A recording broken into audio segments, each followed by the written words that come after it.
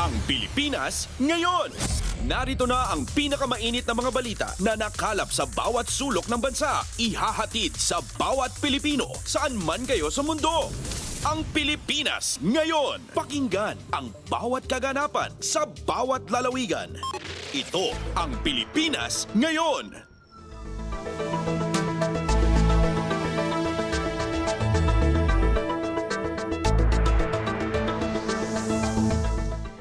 Magandang araw sa ating mga tagapakinig. Welcome po muli sa ating programang Ang Pilipinas Ngayon.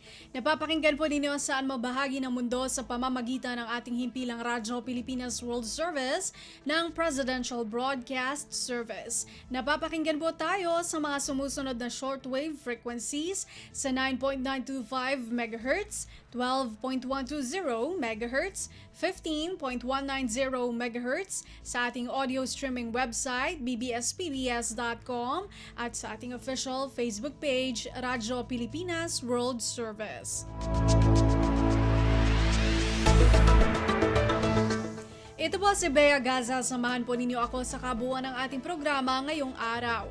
Kapapalooban pa rin po ng mga mahalagang balita mula dito sa ating bansa, kasama na ang mga segmentong business, sports, showbiz at ang mga ulat mula sa iba't ibang rehiyon ng Pilipinas. Antabayanan po at sasainin na sa ilang sandali ang kabuuan ng ating programang Ang Pilipinas Ngayon. Mga kaganapan sa Kamaynilaan at mga kalapit na lalawigan dito sa Ang Pilipinas Ngayon. Sa ating mga balita, gumaganda na ang kondisyon ni Pangulong Ferdinand R. Marcos Jr. mula sa karamdaman. Inaasahan nang makakadalo siya sa kaniyang mga aktibidad depende sa ipapayo ng doktor. Ayon sa Malacanang, kapwa nakakaranas ang first couple ng sintomas ng trangkaso, ngunit bumubuti na ang kanilang kondisyon. Sabi ng Malacanang, sa kabila ng iniindang sakit, patuloy si Pangulong Marcos sa kaniyang trabaho sa kaniyang residensya. Pasada ng mga balita mula sa Pilipinas para sa mga Pilipino saan man sa mundo. Ang Pilipinas Ngayon. Pumalo sa 1.72 trilyong piso ang creative economy ng Pilipinas. Ayon sa Philippine Statistics Authority o PSA, nag-ambag ito ng 7.1% sa kabuuang gross domestic product para sa taong 2023. Kabilang sa creative economy ang mga sumusunod na industriya: audio and audiovisual media activities, digital interactive goods and service activities, advertising, research and development, symbols and images media publishing and printing activities, music, arts and entertainment activities, visual arts activities, traditional cultural expression activities, art galleries, museums, ballrooms, conventions, at trade shows. Kumpleto, detalyadong balitaan, di papahuli sa mahahalagang kaganapan. Kamustahin ang inang bayan, ang Pilipinas Ngayon. Positibong pagtaya ng World Economic Forum or WEF. Welcome para kay Finance Secretary Ralph Recto. Sa Melanie Valdez-Reyes sa report. Welcome kay Finance Secretary Ralph Recto ang positibong pagtaya ng World Economic Forum sa Pilipinas. Ito ang sinabi ni Recto kasunod na naging pahayag ni WEF President Borg Perda na ang tinatayang magiging $2 trillion economy ang bansa sa darating na dekada. Ayon kay Recto, tiwala sila sa naging resulta ng WEF Roundtable. Anya malinaw ang mensahe ng Pilipinas sa global business leaders na hangarin ng bansa na mapabilang sa powerhouse. Anya ang malakas na interes mula sa mga business leaders ay nagbibigay ng kumpiyansa sa Pilipinas tungo sa pag-unlad ng hindi lamang pakikinabangan ng bansa bagkus ng global community. Kabilang sa naging kalahok ng WEF Roundtable ay mga top global executives mula sa private sectors energy, infrastructure, finance, banking, telecommunications at marketing industries. Ito ay joint effort ng Pilipinas at World Economic Forum at naging pagkakataon sa Pilipinas na ipresenta ang economic growth story ng bansa. Melanie Valdez-Reyes para sa Radyo Pilipinas. Pasada ng mga balita mula sa Pilipinas para sa mga Pilipino saan man sa mundo. Ang Pilipinas ngayon.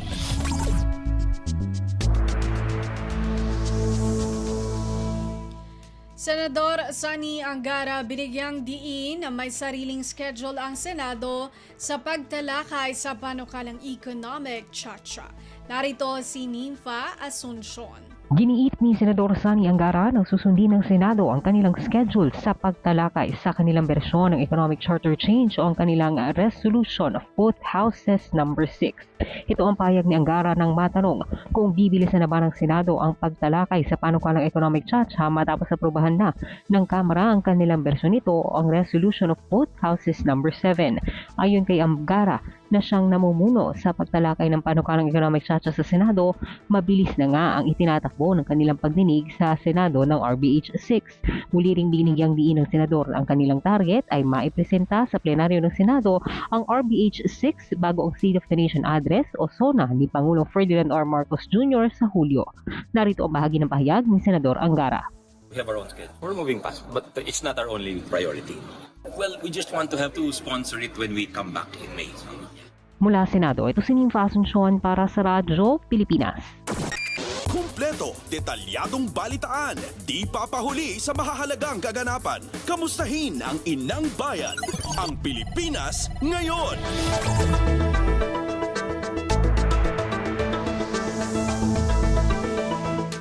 Hinihikayat ng Department of Health o DOH ang publiko na magpabakuna laban sa tigdas at pertussis. Ayon sa DOH, si Health Secretary Teodoro Herbosa ang namamahala sa mga on-the-ground response activity para mapigilan ang pagkalat ng tigdas. Target ng DOH na mabakunahan ang nasa 70% ng mga high-risk population, lalong-lalo na ang mga sanggol mula 6 na buwan hanggang 10 taong gulang. Binigyan diin ng DOH na walang eksaktong gamot laban sa virus na nagdadala ng tigdas. Gayunpaman, malaking tulong anito ang pagbabakuna bilang proteksyon laban sa sakit. Pasada ng mga balita mula sa Pilipinas para sa mga Pilipino saan man sa mundo.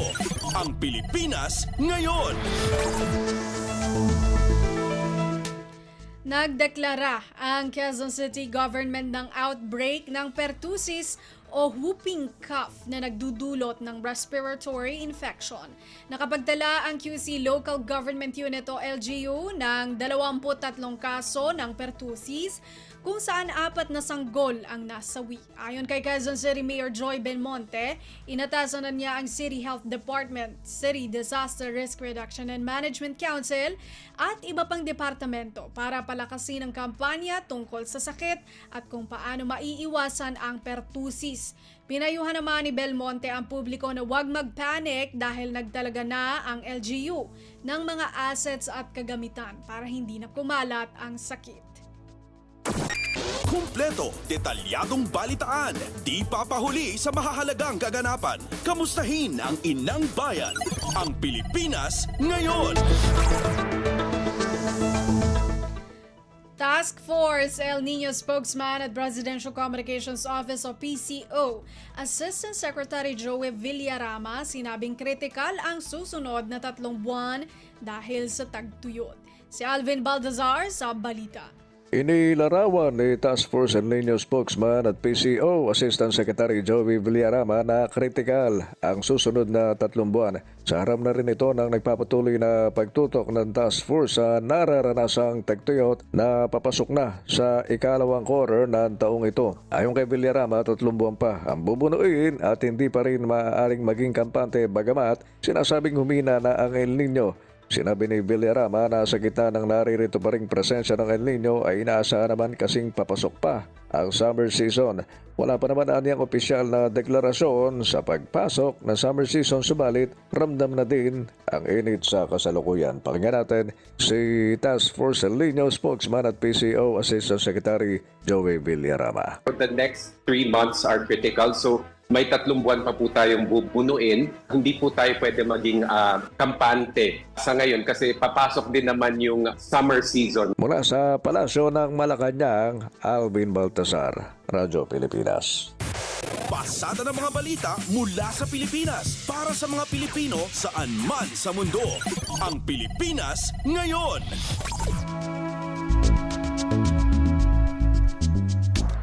Sa kaugnay na balita, para makatipid sa tubig sa gitna ng El Nino, magbabawas ang National Water Resources Board o NWRB ng alokasyon ng tubig sa Metro Manila simula sa Abril. Ayon sa NWRB, mula sa water pressure ng 50 cubic meters per second, ibababa nila ito sa 48 cubic meters per second mula April 16 hanggang April 30. Sa datos ng NWRB, 17 metro na ang ibinaba ng level ng tubig ng Angat Dam sa pagpasok ng taong 2024. Paliwanag ni NWRB Engineer Susan Abanyo, maliit ang tsansa na umulan batay sa pag-asa. Kaya kailangan bawasan ang water pressure para makapag-supply pa rin ng tubig sa susunod na taon. Sabi pa ni Abanyo, posible pang bumaba ang alokasyon ng tubig kung walang sapat na tubig ulan sa Angat watershed. Kumpleto, detalyadong balitaan, di papahuli sa mahahalagang kaganapan. Kamustahin ang inang bayan, ang Pilipinas ngayon. Department of Social Welfare and Development o DSWD nakapaglaan na ng inisyal na 1.2 milyong pisong halaga ng ayuda sa mga apektado ng El Nino. May report si Mary Ann Bastasa. Aabot na sa higit 1 milyong piso ang halaga ng humanitarian assistance na ipamahagi ng Department of Social Welfare and Development sa mga lawigang nakaranas ng epekto ng El Nino. Ayon sa DSWD, karamihan sa tulong ay ipinabot sa pamamagitan ng family food packs. Inilalaan naman ito sa mga rehiyong labis na tinamaan ng tagtuyot kabilang ang Central Luzon, Mimaropa, Western Visayas at Zamboanga Peninsula. As of March 21, namakit pa sa higit 71,000 pamilya o katumbas naman ng halos 350,000 mga individual ang naitalang naapektuhan ng El Nino sa bansa. Nananatili namang available ang higit 2 bilyong pondo pa ng ahensya para tumugon sakaling madagdagan pa ang mga lugar na tamaan ng El Nino at iba pang mga kalamidad. Una na rin naglunsad ang DSWD ng Project Lawa at Binhi na mga cash for training and work para matulungan ang mga may hirap nating kababayan na makatugon sa epekto ng El Nino. Ito si Mary Ann Bastasa para sa Radyo Pilipinas. Pasada ng mga balita mula sa Pilipinas para sa mga Pilipino saan man sa mundo. Ang Pilipinas ngayon.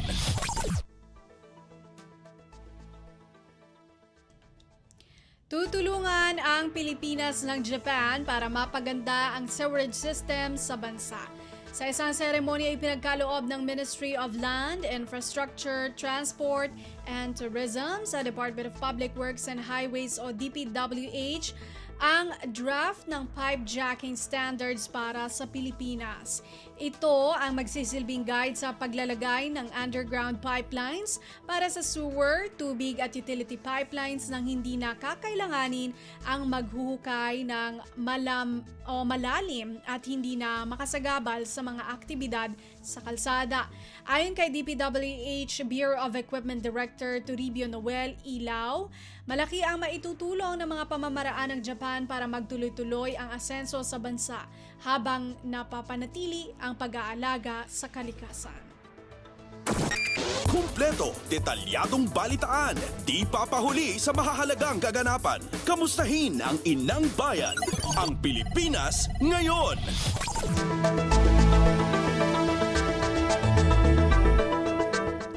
8 hanggang 11 bagyo ang inaasahang papasok sa bansa ngayong taon. Ayon kay Pag-asa Weather Specialist Rusi Abastillas, isang bagyo ang inaasahang papasok sa buwan ng Abril, 2 sa Mayo at Hunyo habang 2 hanggang 3 mula Hulyo hanggang Setyembre. Dagdag ni Abastillas, posibleng bahagyang maantala ang tagulan sa bansa dahil sa namumuong La Nina. Anya, ang Northern Luzon ang makakaranas ng below normal sa pag-ulan habang ang Eastern at Southern Luzon, Visayas at Mindanao ang makakaranas ng above normal rainfall. Pasada ng mga balita mula sa Pilipinas para sa mga Pilipino saan man sa mundo. Ang Pilipinas ngayon.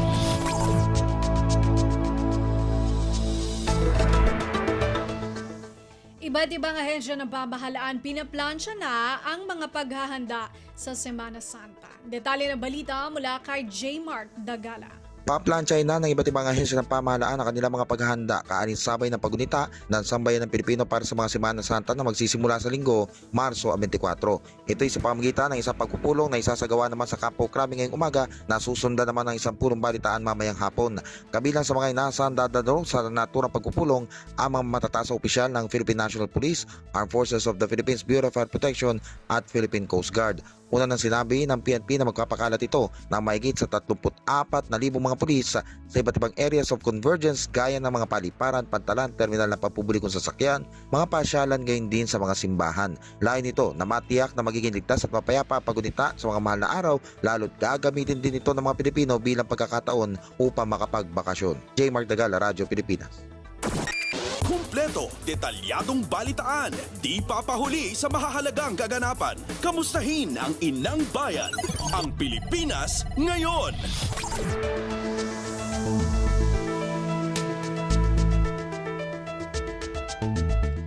Mahigit 1 milyong pasahero ang inaasahang dadagsa sa Ninoy Aquino International Airport ngayong Holy Week. Ayon sa Manila International Airport o MIAA, posibleng tumaas sa 15% ang mga pasahero ngayong taon kumpara noong 2023. Sinabi ni MIA General Manager Eric Ines na patuloy na nahihigitan ang bilang ng mga biyahero ngayon ang volume ng mga pasahero bago ang pandemya noong 2020. Tiniyak naman ni Ines na nakahanda ang lahat ng kanilang terminal ngayong peak season. Pasada ng mga balita mula sa Pilipinas para sa mga Pilipino saan man sa mundo. Ang Pilipinas ngayon. Yan po ang ating nakalap na mga national news. Narito naman po ang mga balita mula sa ating mga kasamahan sa iba't ibang mga rehiyon dito sa ating bansa para sa ating regional news ngayong araw na ito. Balita mula sa lalawigan sa bawat rehiyon ng ating bayan. Dito sa Ang Pilipinas Ngayon.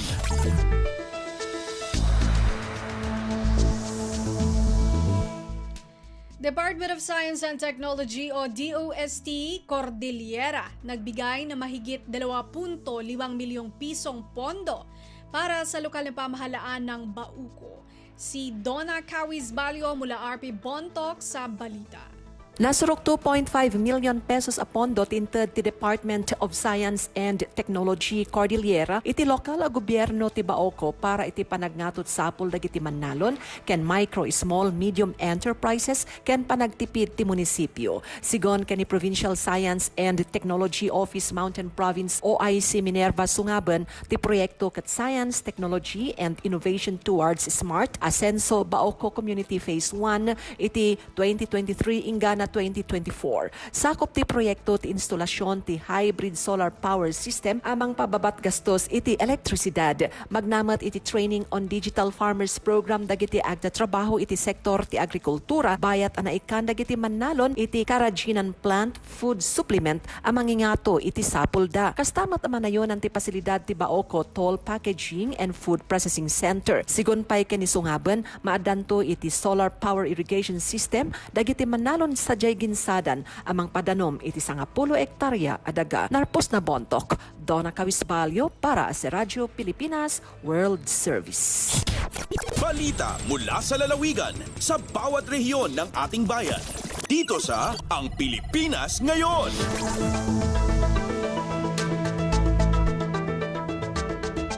Maraming salamat, Donna Cawis Balio. 6 na Kalinga Heritage Sites inaprubahan na ng Philippine Registry of Cultural Property o PRECOP ng National Commission for Culture and the Arts o NCCA. Ang detalye mula kay Amelia Bumatnong ng RP Tabuk.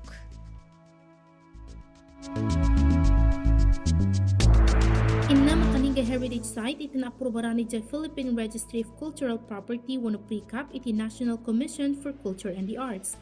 Dahil itinamuan kini PGO Kalinga Supervising Tourism Operations Officer Lorraine Ngawi.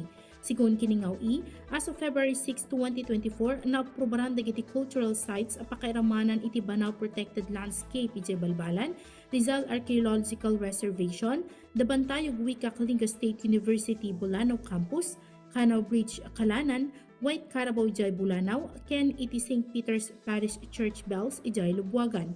Babaan iti registry system, aming enrolled cultural properties ket maprotektaran manipod iti panagbaliw wano demolitions. Inayon nada ito ikat parte iti Cultural Property Preservation Program iti NCCA. May naigiti daduma cultural sites ti probinsya kas iti Chong Akrais ken Lubwagan Town, so marano ang maisubmitar dagiti supporting documents na dagitoy para iti approval. Manipod DZRK Tabuk, Amelia Bumatnong para iti Radyo Pilipinas World Service. Balita mula sa lalawigan sa bawat rehiyon ng ating bayan. Dito sa Ang Pilipinas Ngayon.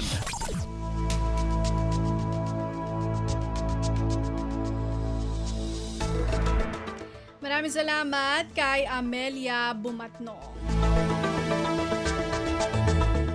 Lungsod ng Puerto Princesa naniniwalang mas madaming cruise ship ang darating ngayong taon. Narito si Goody Sarsagat ng RP Palawan. Agaparot si Puerto Princesa City, Mayor Lucille Barone ang Palawan na mas malalampasan pa dading dagon ang rakay ang cruise ship nga nagabot ang kakalibas nga dagong 2023. Makuna maski 16 pa lang ang kumpirmadong nakaschedule nga magabot sa pire ang syudad, may magadugang padigi. Midyan murong mga cruise ship nga pag-alin pala maandang barko bago lamang agabarita nga katabi ng syudad sa andang bibisitan. Ing sasarigan nga makakapabaskag sa turismo ang syudad ang pag-arabot ang mga barko labiran sa ekonomiya idiya.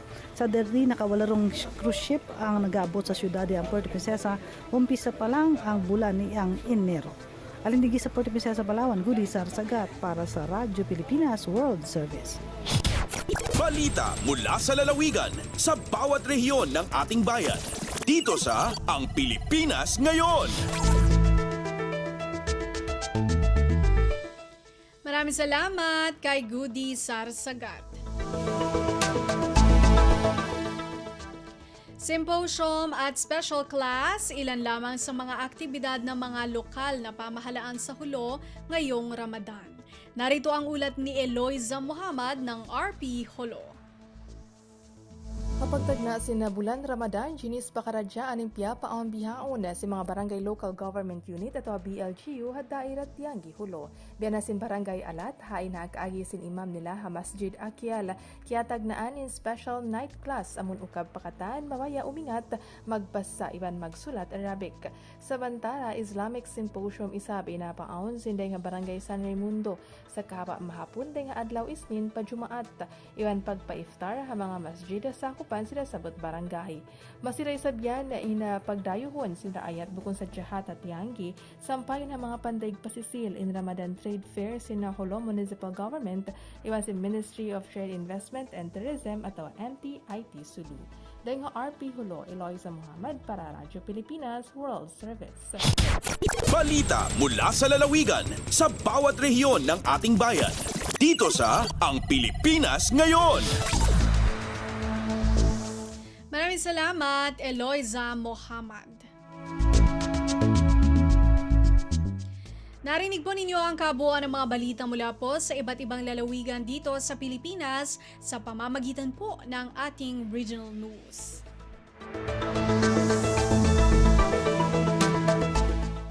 Samantala, susunod naman po ang ating balitang negosyo at kalakalan at balitang pampalakasan mula kay Leo Magpayo.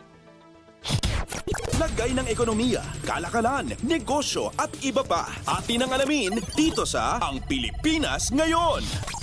Magandang araw, narito na po ang Balitang Business. Sinabi ng Bangko Sentral ng Pilipinas o BSP na ang headline inflation ay posibleng bumilis sa 3.7% itong Marso dahil sa positive base effects. Ayon kay BSP Governor Eli Remolona Jr., magsasara ito sa 4% pero tingin niya ay nasa 3.7%. Kung magkakatotoo, bibilis ang inflation kumpara sa 3.4% na nairehistro noong Pebrero, subalit mas mabagal kumpara sa Marso ng nakalipas na taon. Ito rin ang ikalawang sunod-sunod na buwan na bumilis ang inflation base sa buwanang pagtataya. Subalit ang inflation ay nasa pagtansya pa rin ng BSP na 2 hanggang 4%. Inaasahan ng BSP na ang inflation ay nasa 3.6% ngayong taon. Lagay ng ekonomiya, kalakalan, negosyo at iba pa. Atin ang alamin dito sa Ang Pilipinas Ngayon. Bababaan ang alokasyon ng tubig para sa Kalakhang, Maynila sa 48 cubic meters per second mula Abril 16 hanggang 31. Ayon kay National Water Resources Board o NWRB Executive Director Ricky Arzadon, mula Abril 1 hanggang 15, mananatili ang 50 cubic meters per second ang alokasyon para sa Metropolitan Waterworks and Sewerage System o MWSS at bababa ito sa natitirang mga araw ng Abril. Sinabi ni Arzadon na ang pagbawas ng alokasyon ay dahil sa bihirang pag-ulan dulot ng El Nino. Ang pagbabawas, ani Arzadon, ay para mapreserba at mapangasiwaan ang distribusyon ng tubig lalong-lalo na sa Maynila. Subalit ang alokasyon ay depende pa rin sa level ng tubig sa Angat Dam. Ang Angat Dam ay ang pangunahing pinanggagalingan ng tubig para sa National Capital Region o NCR, kung saan aabot ng 70% ang alokasyon nito. Lagay ng ekonomiya, kalakalan, negosyo at iba pa. Atin ang alamin dito sa Ang Pilipinas Ngayon. Ipinalabas na ng Department of Budget and Management o DBM ang halos 1.3 bilyong pisong Special Allotment Release Order o SARO para sa Department of Education o DepEd. Layunin ng pondo ang tugunan ang pangangailangan ng mga eskwelahan na wala pa ring kuryente. Gayon din ang pagsasaayos ng electrical systems sa mga paaralan sa buong bansa. Sa isang pahayag, sinabi ni DBM Secretary Amena Pangandaman na ang inilabas na pondo ay makakatulong sa pagpapaganda ng kapaligiran ng mga mag-aaral. Ayon kay Pangandaman, kaakibat ng pamumuhunan ng pamahalaan sa edukasyon ang pagpapaganda ng pasilidad ng ginagamit ng mga estudyante. Malaking tulong ito anya para maging komportable para sa mga estudyante at mga guro sa kanilang mga silid-aralan. Lagay ng ekonomiya, kalakalan, negosyo at iba pa. Atin ang alamin dito sa Ang Pilipinas Ngayon. At para naman sa sports balita, updates at pinakahuling mga usapin sa mundo ng palakasan. Atin ang pakinggan dito sa Ang Pilipinas Ngayon. Pinangaralan bilang PBA Press Corps Pilipinas Live Player of the Week si Alain Maliksi ng Meralco Bolts dahil sa kanyang pambihirang performance nitong linggo laban sa Ginebra Gin Kings. Nakagawa ng 25 puntos si Maliksi para pangunahan ng Bolts laban sa Ginebra 91-73. 4 na puntos lamang ang nagawa ni Maliksi laban sa Northport, subalit laban sa Gin Kings ay nakagawa ng 4 na 3-pointers para trangkuhan ang Meralco at ibigay ang kauna-unahang talo ng Ginebra. Umangat sa 2-3 ang record ng Bolts bago ang pahinga sa susunod na linggo at muling magbabalik aksyon ang koponan sa Abril 7 laban sa Talk and Text. Dinaig ng 36 anyos na si Maliksi ang ka-teammate na si Chris Newsom at Junmar Fajardo ng San Miguel Beer para sa Lingguhang Award.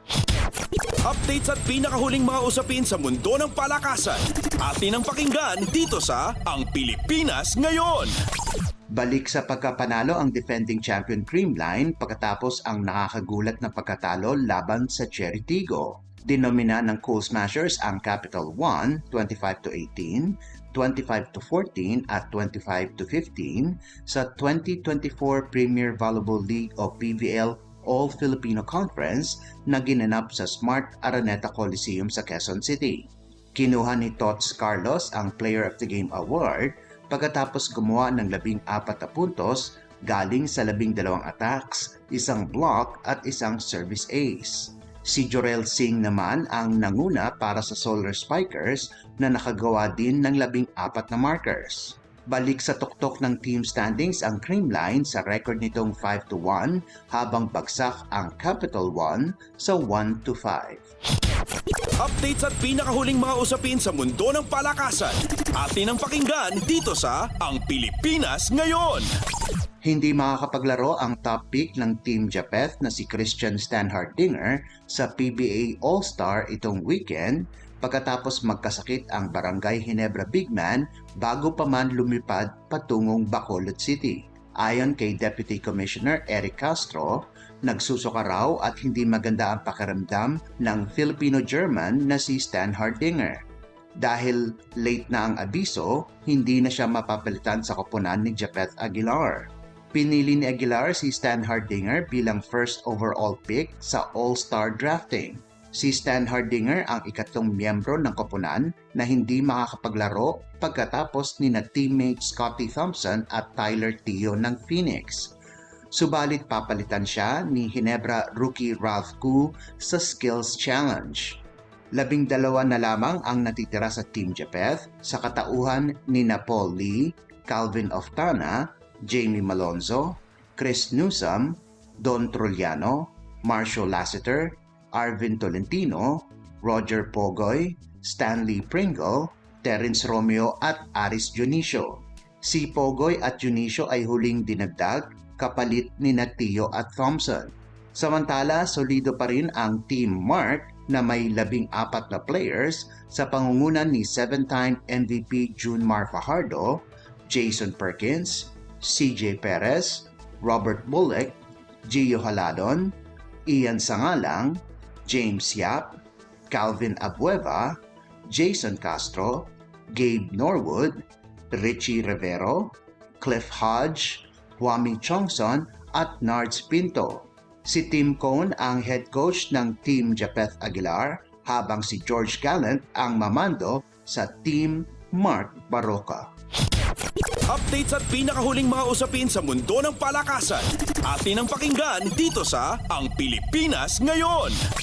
At yan ang pinakahuling balita sa larangan ng palakasan. Para sa Radyo Pilipinas World Service, ito po si Leo Magpayo. Magandang araw.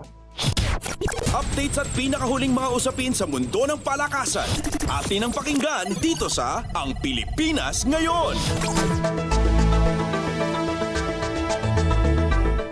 Maraming salamat, Leo Magpayo. Yan po ang ating balitang negosyo at kalakalan at balitang pampalakasan para sa araw na ito.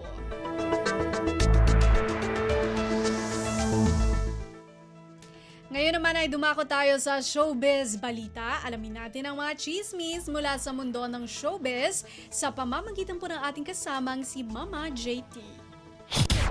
Ang latest, ang hottest sa showbiz and entertainment. Heto na sa Ang Pilipinas Ngayon.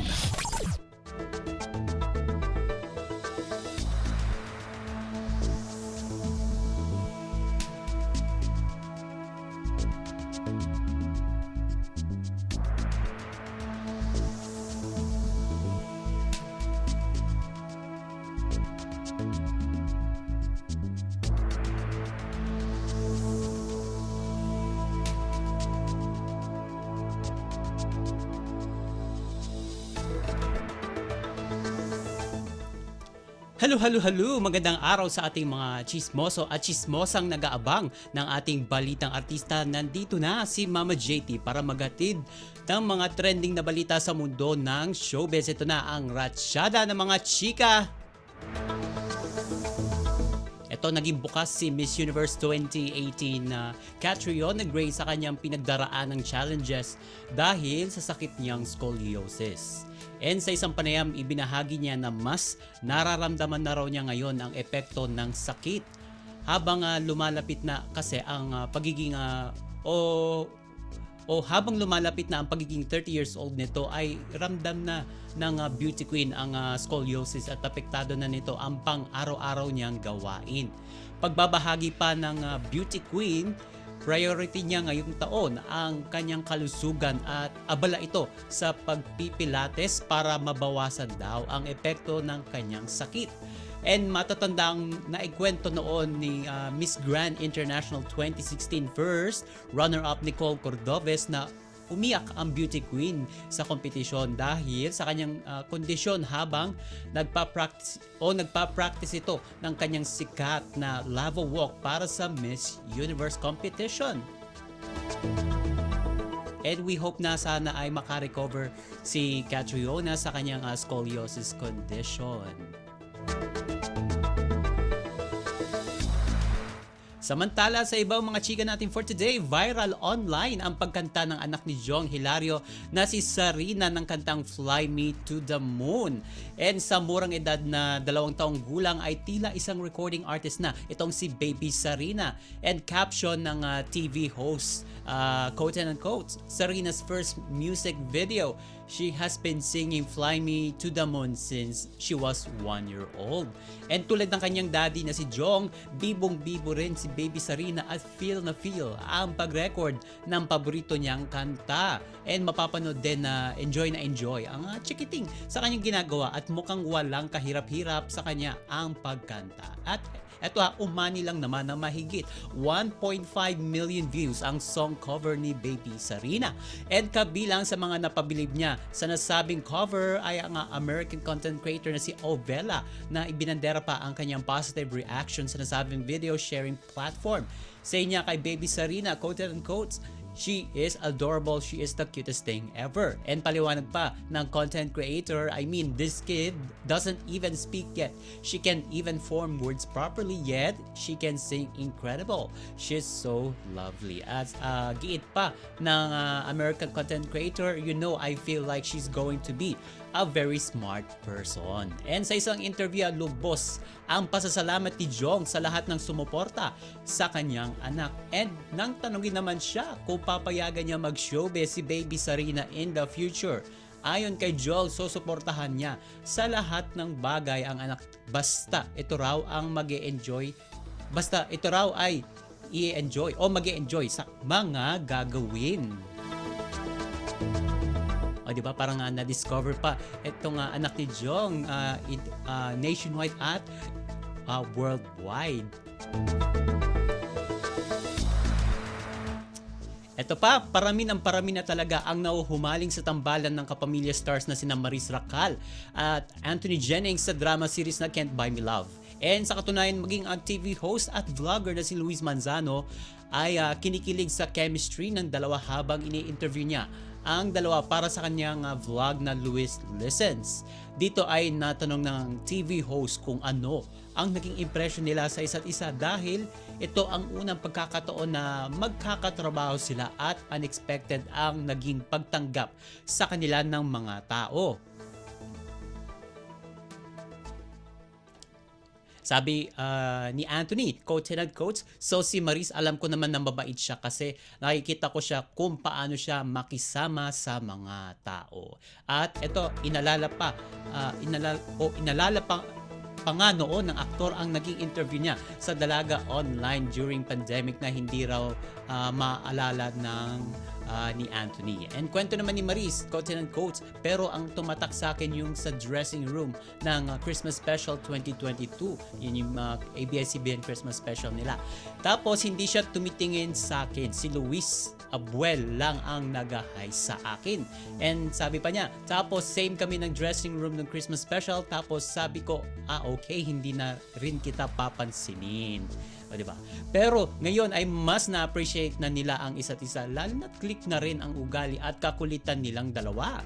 And nang tanungin naman ni Luis sina Maris at Anthony kung ano ang gusto nilang maging ending ng tambalan nila sa naturang serye, sinabi ng dalawa na gusto nilang magkaanak. Diba? Parang may recollection dun sa naging viral din na yung panaginip ni Snoop na may 3 silang anak ni Irene na ginagampanan ni Maris. Sabi niya, o tanong ni Luis, kung sakasakali papapiliin kayo kung ano magiging ending ng kwento ni Snoop sa ni Irene, ano yon? Ang sagot dyan ni Maris, magka-baby sila. And sundot naman ni Anthony yung triplets daw.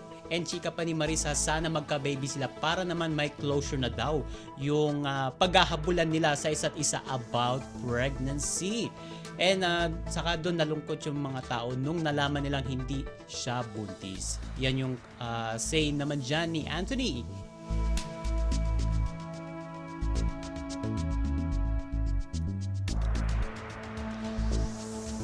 At sa panghuli nating chika for today, trauma ang inabot ng aktres na si Heart Evangelista matapos magpalagay ng lip filler sa isang hindi lisensyadong nurse dahilan para magpasa at hindi maging pantay ang kanyang mga labi. Di ba parang na-trauma pa si Heart sa kanyang naging lip procedure. And sa Instagram, sinabi niyang pinagkatiwalaan niya ang gumawa ng cosmetic procedure imbes na ang celebrity doctor nga na si Dr. Ivy Teo. And ayon pa kay Heart, pinagkatiwalaan niya ang naturang doktor na close pa man din niya kahit wala itong license para magsagawa ng lip surgery. Kumbaga, nabudol nga itong si Heart. And hindi raw siya magpapabudol na daw sa susunod, lalo na't super uneven daw ang kinalabasan ng fillers. And kung tutusin daw, maari daw tong makulong ang gumawa nito o yung doktor na nagsagawa ng lip surgery kay Heart dahil forma raw ng malpractice ang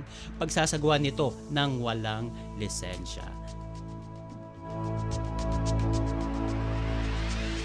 And mukhang wala namang nabalitaan na nakulong o nagkasuhan ang sina Heart at yung gumawa yung doktor na gumawa sa kanyang lip surgery. So abangan natin yan mga kachismis. And OMG, wala na tayong oras para sa ating balitang artista. Maraming salamat mga kachismis sa pakikinig sa aking mga chika for today. Ako po si Mama JT para sa Radyo Pilipinas World Service. Ang latest, ang hottest sa showbiz and entertainment. Heto na sa Ang Pilipinas Ngayon.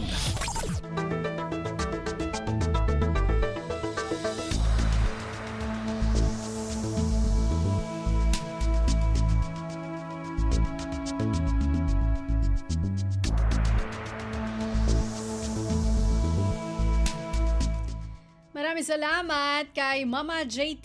Yan po ang ating showbiz balita.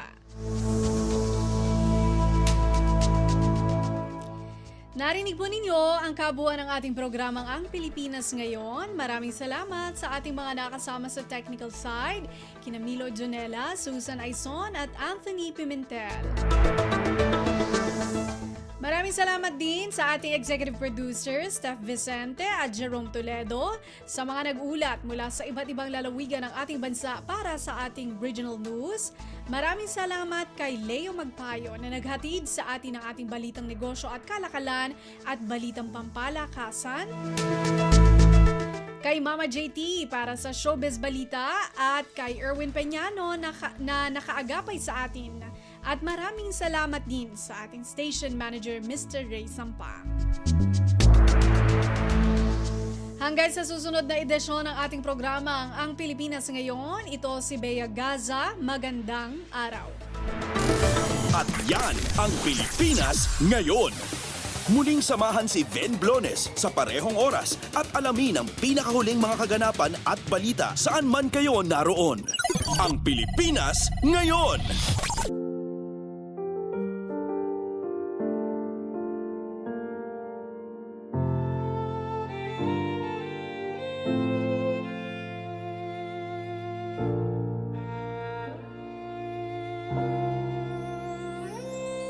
Ang tanging may pamamaan ako'y edukasyong Pilipino.